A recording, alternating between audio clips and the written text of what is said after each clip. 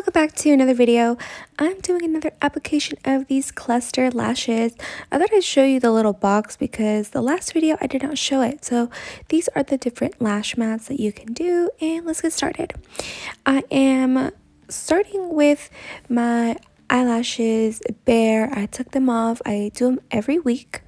I'm going to use the Bond, and somebody left a comment saying don't apply it like if it was mascara, just focus on the base of your lash. So that is what I'm going to try. I'm going to see if it still holds an entire week for me.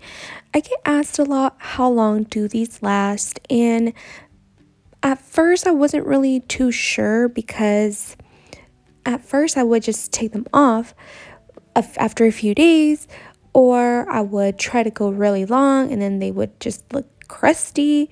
So now that I've gotten more used to them, I do them every week. You can pick whatever day you have free, and every week do your lashes that day. That way they're always nice and fresh.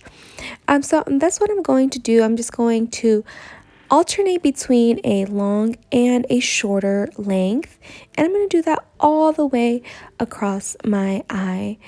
Now, it depends on how many lashes you have naturally, so it might look a little bit different for you, but I'm just going to try my best to stick them on nice and even.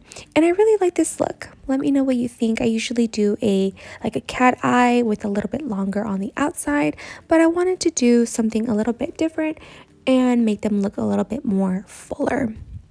So that is it for this application. I did the other eye the same way, and you'll see the results.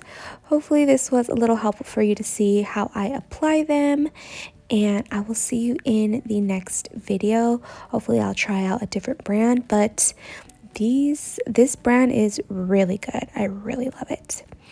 So I'm just going to squish them together, apply my seal, and we are done for the week with these lashes. Super easy to do. And again, thank you for watching. I'll see you in the next video.